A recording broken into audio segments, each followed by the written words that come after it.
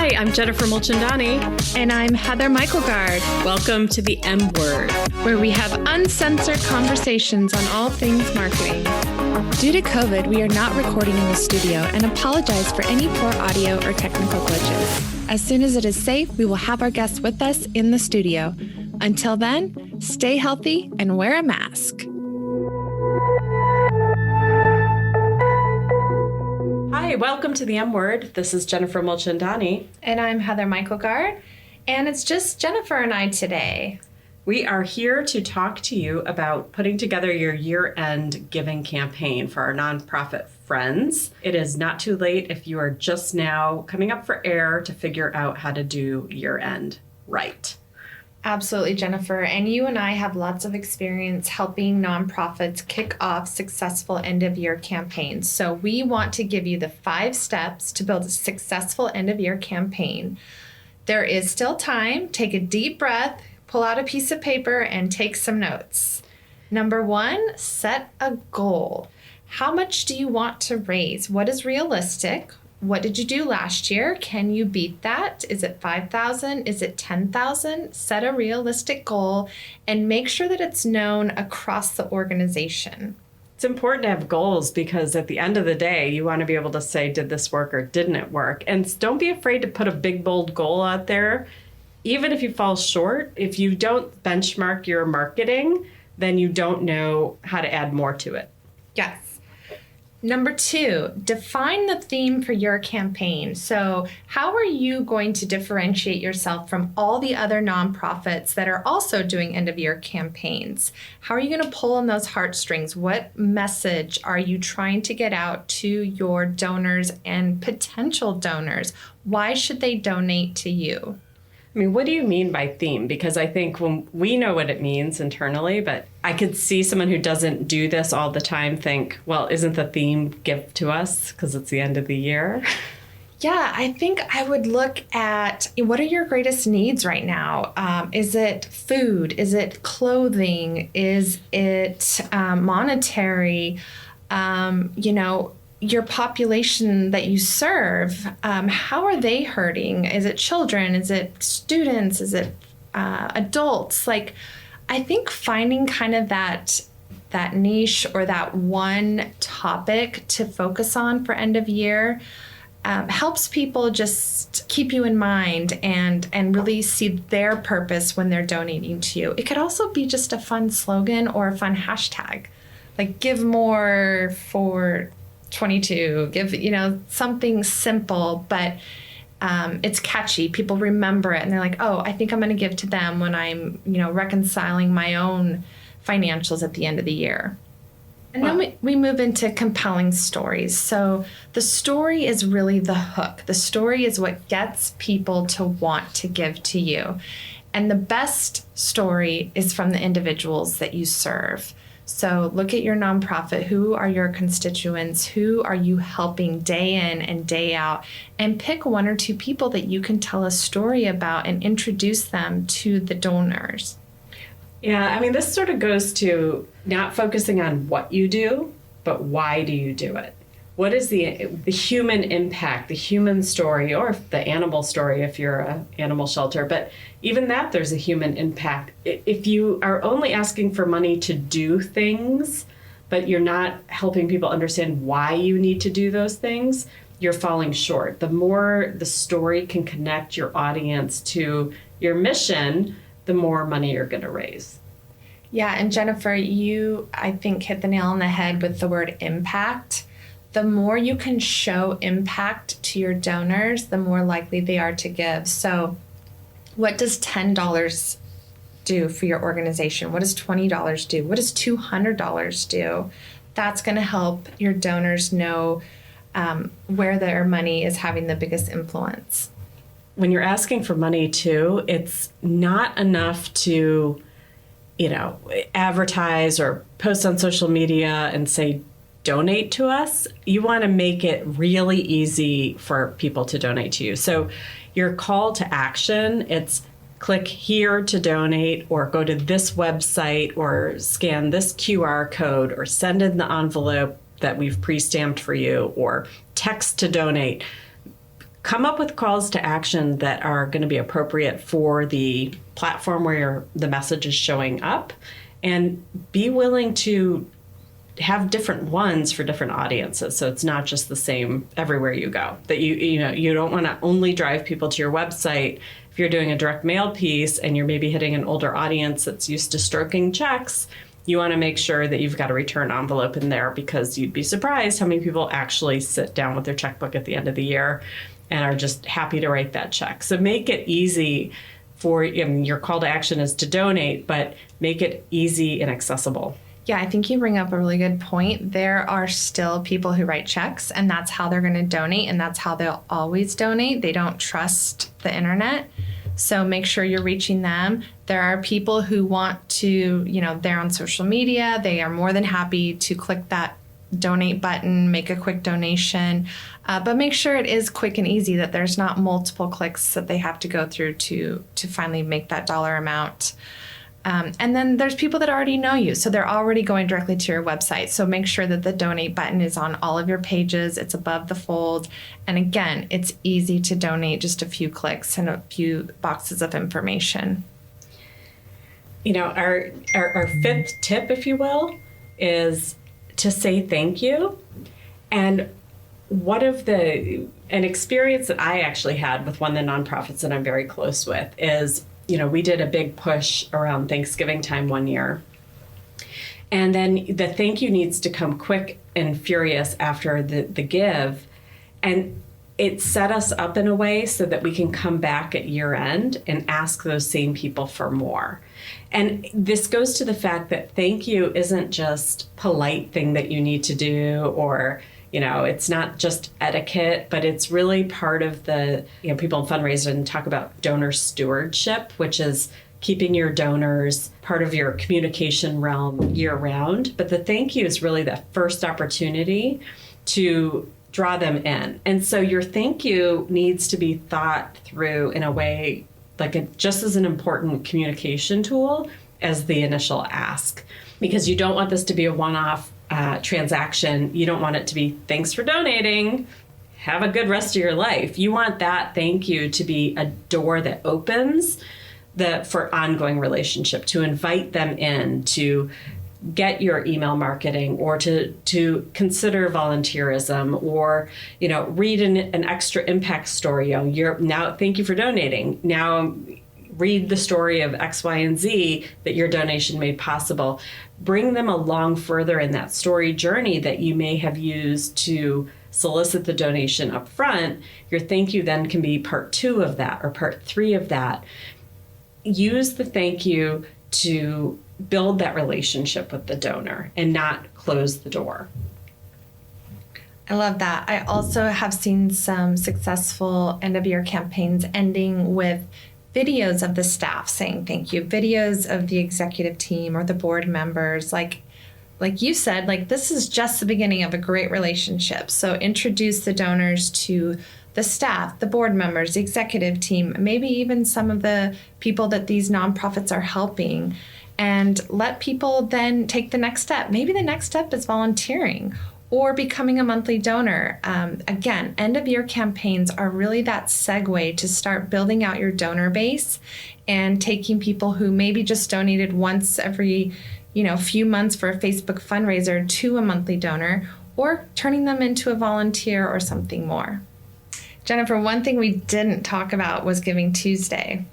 Giving Tuesday was started as a campaign for nonprofits to, we've got Black Friday, which is the day after Thanksgiving. We have Cyber Monday, which, back in the day when that was a big deal. And Giving Tuesday was, okay, now that you've done your retailing and your shopping, now you can give back. And so it's grown to be a national day of giving. There's a lot of understanding about what it really means. Nonprofits are latching onto this. What really helps nonprofits be successful with, sort of that day of digital giving is trying to tie that ask to something that might be even offline. So it's COVID aside, can you have an in-person event that day? Can you rally volunteers to bring awareness to your cause? and still be driving the ask online for a single day of giving, but creating an offline event as well as having a discrete thing you're asking for. And this sort of goes to, Heather, your point of the theme. If Giving Tuesday is for a specific goal, I remember years back, one of the organizations we work with, needed a new van. And so they made Giving Tuesday all about help us secure this van. And so it makes it very easy for people to buy into the goal of that give and to feel like they're actually going to accomplish something specific. And so having something for your Giving Tuesday that's easy to talk about, which sometimes communicating your entire mission to the world can be a little complicated, whereas these discrete days, if it can be super digestible, it can be very successful. Yeah, I love picking just that one thing that they can help create or accomplish in the 24 hours of Giving Tuesday. How do you do it? Like, how do you get from what's in your head to a campaign that shows up on the computer? Yeah, that's a good question. I mean, again, I think it's looking at your internal resources, who can be a part of this campaign, if you will, setting that deadline, and who's on this planning committee. Usually it starts with the development team. You may or may not have a marketing team, but maybe coming together and talking about what is that goal for donations. And then looking to the marketing team saying, okay, so what's our theme? How are we going to hook people in? How are we going to get them to notice us and then make that donation? So I think it's really finding that point person, putting the team together, and then building out those steps that we just talked about, setting the goal, the theme for the campaign, coming up with your stories, clear call to action, and then coming up with that thank you, whether it be a video or posts or a letter, all three, but kind of just building off from those 5 steps. And it doesn't have to be huge, Jennifer. I think it can be, if this is your first time really doing an official end of year campaign, start small, 5,000, 10,000, but put something together, put it in action, and get it to the finish line. Yeah, I think, the context makes this so important. Is the data show that 31% of annual giving occurs in December. 12% of all giving happens in the last 3 days of the year. So, to the question, is this really necessary? It's a hell to the yeah, right? Absolutely. So the other thing I think that's curious to talk about, and we get a lot of questions from our clients about, is, do we really have to do direct mail? How does that fit in? Are we all in a digital world now? Or do I have to spend money to print and mail? I say yes. There are, look at your audience and your customers. You are always going to have that sliver of people who are writing checks and are still opening their mail, they're reading it, and that's how they're going to donate. They are not going to go online and put in their credit card information. So yes, I think direct mail is still alive. I think it still works. Especially I still get direct mail from organizations that I know, and I open it. Now I'm more apt to go directly to the website and make my donation that way because it's easier for me. I don't write checks anymore. But that letter propels me to do it. Mm-hmm. So I think it works both ways. And it's also an entree to a story. And you can actually connect the offline to the online. You can have a letter that starts the story, and it's like, scan this QR code to get the ending, or read the rest of this on our blog, or you can invite people that way. But there is something kind of quaint about getting direct mail, particularly if it could be designed and delivered in a way that doesn't look like just that business mail that mm-hmm. It's so obvious it's just not personal and it's junk, that people will open it. Another way to make it work is to engage your volunteers or your board and use your lists, use your data, and hand address some of those envelopes. Put notes on them that are personalized. Make them aware that someone thought of them specifically for this ask, as opposed to just dear supporter. Yeah, and I think especially those really large donors that you've had a relationship for a long time, absolutely make sure that someone is writing a personal note to them. Whoever their point of contact is or whoever started the relationship, they should be, writing Dear Elizabeth, Jane, whoever it is, and then putting a little note. So great to see you at the banquet last year. Can't wait to get to connect again in the new year. But putting that personal touch goes a long way. I still like to get handwritten cards. So think about it that way. Like, how can you make it personal, and how can you make them take action?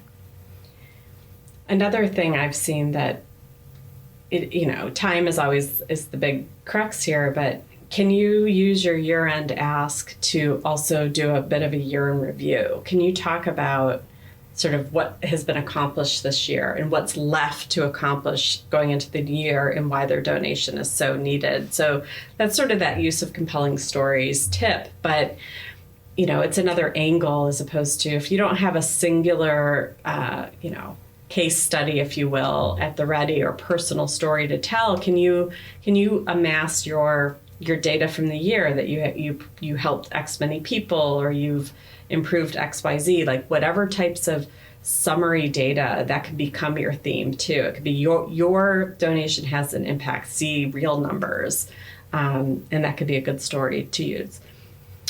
But the question I had for you, Heather, goes to sort of frequency of the ask. It's how many times can someone get the direct mail or the Facebook post or the email marketing or the, whatever it is? What's the right cadence to not alienate your audience? Yeah, we get that a lot. How much is too much? And how many emails should I send? And how many Facebook posts should I be putting up? I mean, I think you really have to look at historically what you've done in the past to determine what your audience can handle. You don't want to spam them with multiple Facebook posts in a day. I think that there's a healthy cadence of, maybe it's once a day for the last 3 weeks of December where you're reminding them of the impact, you're reminding them of the mission, you're introducing them to these impactful stories of people that they're supporting by donating to your organization. As far as email, I mean, we all get so much email all the time. So there's got to be this healthy cadence and balance. I don't think that once a week is too much. When do you start that? Again, it's like I would look at your goal. What can your audience handle? How much do you email the rest of the year? I mean, if you're very ad hoc, they never hear from you, but now all of a sudden they are, I would ease into it. But if you have a very structured email marketing campaign where they are hearing from you once a month, twice a month, then once a week might be doable for them. It might be digestible. So I think you really have to look at what you have been doing as a whole throughout the year and then gauge that accordingly. And these don't have to be really long emails. It's just that touch point. I've also seen a lot of great success, Jennifer, with drip campaigns. So for those that open an email, they might get something different from those that don't. And so then they, these messages or these email recipients feed into a bucket, and then it feels a little bit more personal. Like, hey, I saw you didn't see this. Just wanted to make sure you didn't miss all these cool things that are happening. Or thanks so much for your interest. Perhaps you'd be interested in this as well. So it just makes you look like you're paying a little bit more closer attention to your message. That's right. And I think it kind of goes to the greater question and issue of, how are you doing your marketing? How are you doing your fundraising year round? How are you communicating? How are you doing that donor stewardship? You don't want to only think about your donors the last couple months of the year. You need to be thinking about them year round. But again, it's not too late. If you're just getting started now, it's not too late. And then hopefully these ideas, the structure, this idea of planning can be used going into the new year for your upcoming campaigns. I mean, even though year end is your nonprofit's most successful, usually your nonprofit's most successful fundraising time for individual donors. It's when people give. but you are doing fundraising the rest of the year. And how can you, for 2022, build a cadence and build campaigns that might build on one another so that next year's end of year giving campaign is the culmination of something that you're starting this year. So, wherever you are in the journey getting started, it's better than not starting until next year. I agree, Jennifer. And one thing that you said that triggered another thought was make sure that you have an end of year wrap-up meeting so that after your campaign has been executed, you're in January, you're counting your donations, have that meeting talking about roses and thorns. What worked, what didn't, what can you do differently for next year? And when do you want to start planning your end of year campaign in the new year? Maybe next year is the year you start in October. You started in November this year, but next year you're going to move it up a month. Always be proactive in that and really looking at what worked and then do it again in the next year. That's right. That's great advice. And Jennifer, we also wrote a great blog to accompany this called 5 Steps to Build a Successful End of Year Campaign. So we'll link that in our show notes, but read that. And if you have any questions or need any suggestions on how to get started, we are always here. You can find us online at arlingtonstrategy.com or any of our social media channels. We would love to hear from you. And we'd love to hear if you have already done a successful campaign in the past. What did you do? What worked? Let us know about that. We'd love to hear from you. And tag us in your campaign online. We'd love to help amplify what you're trying to accomplish, and we love to share all the good work that nonprofits are doing. So tag us at Arlington Strategy or at Arl Strategy, depending on the platform, and we can help give you a little more oomph. Absolutely. We want to thank all of you for listening again to the M Word. If you liked what you heard, please leave us a review. We would love your thoughts, your comments, and your support. And we will see you again next time. Thanks again for listening. Bye-bye.